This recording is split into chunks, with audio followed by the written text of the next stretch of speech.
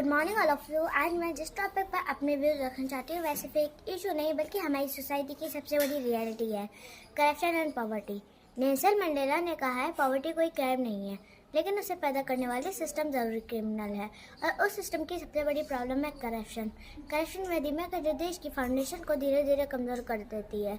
जब government schemes का पैसा पुअर पीपल तक पहुँचने से पहले ही मिसयूज हो जाता है, जब मेरिट की जगह सिफारिश चलती है, जब रैप के बिना काम नहीं होता, तब सबसे ज़्यादा लॉस गरीब और वीक सेक्शन का होता है।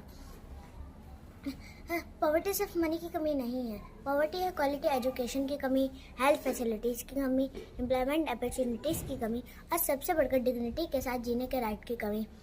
और हमारे देश में गवर्नमेंट पॉवर्टी रिडक्शन के लिए कई स्कीम्स लॉन्च करती है, जैसे ration, scholarship, housing schemes, MNREGA आदि। लेकिन सवाल ये है कि क्या इन स्कीम्स का पूरा बेनिफिट राइट पीपल तक पहुंच रहा है?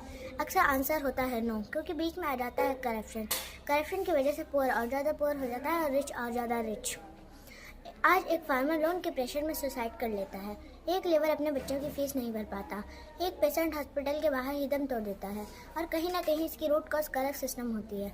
ये बात किसी आम व्यक्ति ने नहीं बल्कि भारत के पूर्व प्रधानमंत्री राजीव गांधी ने स्वयं स्वीकार की थी।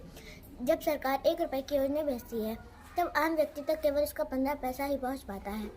सोचिए साथियों, अगर 1 रुपये में सिर्फ 15 पैसा पहुँच पाता है तो 100 रुपये में कितना पहुँचेगा? शायद 15 रुपये भी नहीं। ये स्टेटमेंट खुद इस बात का प्रूफ है कि सरकारी योजनाएं फेल नहीं होती, उन्हें फेल किया जाता है करप्शन के द्वारा। इसलिए फ्रंट गवर्नमेंट को ब्लेम करना भी सही नहीं है। करप्शन हमारी डेली हैबिट से भी ग्रो करता है। जब हम लाइन ब्रेक करते हैं, जब हम बिना हार्डवर्क के बेनिफिट चाहते हैं, और हम रॉन्ग होते हुए भी साइलेंट रहते हैं, हम सच में पॉवर्टी रिमूव करना चाहते हैं, तो हमें करप्शन के अगेंस्ट स्टैंड लेना होगा।